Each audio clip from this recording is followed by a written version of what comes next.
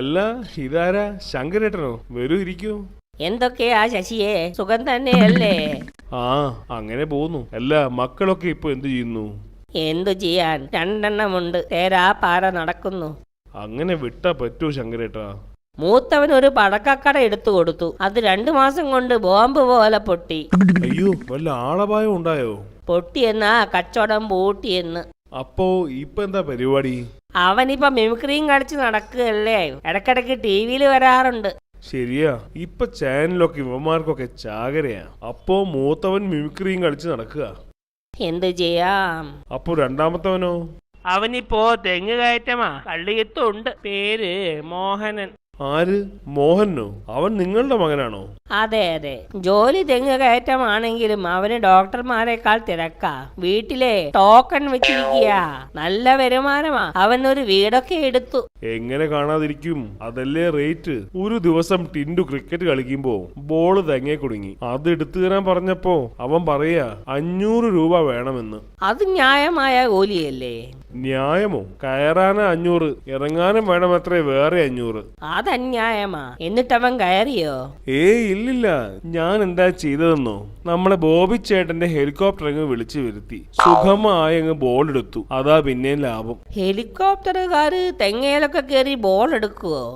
ഇപ്പം അവന്മാർക്ക് ഓട്ടം കുറവായത് കൊണ്ട് അല്ലറ ചില്ലറ പണിക്കൊക്കെ പോകുന്നുണ്ടത്രേ. കഴിഞ്ഞ ആഴ്ച തറവാട്ടിലെ തേങ്ങ മുഴുവൻ ഹെലികോപ്റ്ററുകാരാ പറിച്ചത്. അപ്പൊ ഇളയവന്റെ പണിയും ഗോവിന്ദ. ശങ്കരൻ പിന്നെയും തെങ്ങമ്മ കയറേണ്ടി വരുമോ?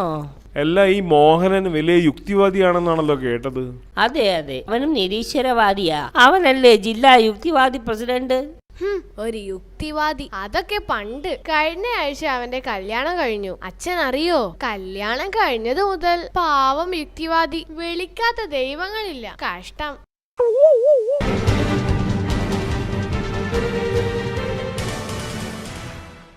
ഹലോ. എടി, ഇത് ഞാനാ. അതെ, ഇന്ന് ഊണിന് എന്റെ ഓഫീസിലെ സുരേഷ് നമ്മുടെ വീട്ടിലേക്ക് വരുന്നുണ്ട്. അതിനെന്താ, വന്നോട്ടെ. ഊണ് റെഡിയാ. പക്ഷെ ഒരു കുഴപ്പമുണ്ടടി. ആ ടിൻഡു ഉണ്ടോ അവിടെ? പിന്നല്ലാതെ. അവൻ ഇന്നും കള്ള മടിയും കാണിച്ച് സ്കൂളിൽ പോയില്ല. ആകെ പുലിവാലായല്ലോ. ഇടി, നമ്മുടെ ടിൻഡു മോൻ ഭയങ്കര മിടുക്കനാണ്, ബുദ്ധിശാലിയാണ് എന്നൊക്കെയാ ഞാൻ സുരേഷിനോട് പറഞ്ഞിരിക്കുന്നത്. അവൻ കുഴപ്പമൊന്നും ഉണ്ടാക്കില്ല. നിങ്ങൾ അയാളെയും കൂട്ടി പെട്ടെന്ന് ഇങ്ങ് പോര്. എടാ ടിൻഡു, ഇന്ന് ഊണിന് ഗസ്റ്റ് ഉണ്ട് കേട്ടോ. ആഹാ, കൊള്ളാലോ. ഗസ്റ്റ് ഫ്രൈ ആണോ അതോ കറി വെച്ചതാണോ? ഫ്രൈയാ എനിക്കിഷ്ടം. ദൈവമേ, എടാ നമുക്ക് ഇന്നൊരു വിരുന്നുകാരനുണ്ടെന്ന്. ഓ, അത്രേ ഉള്ളൂ? നീ വലിയ ബുദ്ധിമാനാണെന്നാ അച്ഛൻ അദ്ദേഹത്തോട് പറഞ്ഞിരിക്കുന്നത്. കുഴപ്പമൊന്നും ഉണ്ടാക്കില്ലല്ലോ. അച്ഛന് നാണക്കേടാണേ. അതിന് അച്ഛൻ കളവൊന്നും പറഞ്ഞില്ലല്ലോ. സത്യമല്ലേ? ഞാനൊരു ബുദ്ധിമാനല്ലേ? ഓ, ബുദ്ധിയുടെ കാര്യമൊന്നും പറയണ്ട. നീ ചുമ്മാ ഒന്നിലും കേറി ഇടപെടാഞ്ഞാ മതി. ഗസ്റ്റ് വരുമ്പോ എന്നെ കണ്ട ഒരു ബുദ്ധിമാനാണെന്ന് തന്നെ തോന്നണം. അത്രയല്ലേ ഉള്ളൂ? അതെ, അത് മാത്രം മതി. വരൂ വരൂ, ഇരിക്കൂ സുരേഷ്. ഓ, താങ്ക്സ്. അല്ല, മോനെവിടെ? ഞാനിവിടെ ഉണ്ട്. ഹലോ മിസ്റ്റർ സുരേഷ്, എന്തൊക്കെയുണ്ട് വിശേഷം? സുഖമല്ലേ?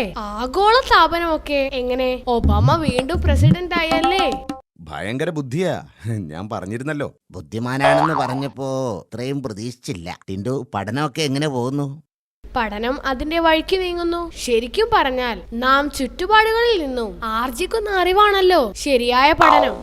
ഓ, വണ്ടർഫുൾ. അതിശയം തന്നെ. ഇവന് ഗംഭീര ബുദ്ധിയാണ് കേട്ടോ. ഊണ് എടുത്തു വെച്ചിട്ടുണ്ടേ. ഇനി ഊണ് കഴിഞ്ഞിട്ടാവാം സംസാരം. പപ്പടം കാച്ചി വെച്ചിരുന്നല്ലോ, അതൊരിടത്തും കാണുന്നില്ല. പപ്പടം അല്ലേ? കാണില്ല. അതെ, കാച്ചിയ പപ്പടം കേടുവരാതിരിക്കാൻ ഞാൻ ഫ്രീസറിൽ വെച്ചിട്ടുണ്ടമ്മേ.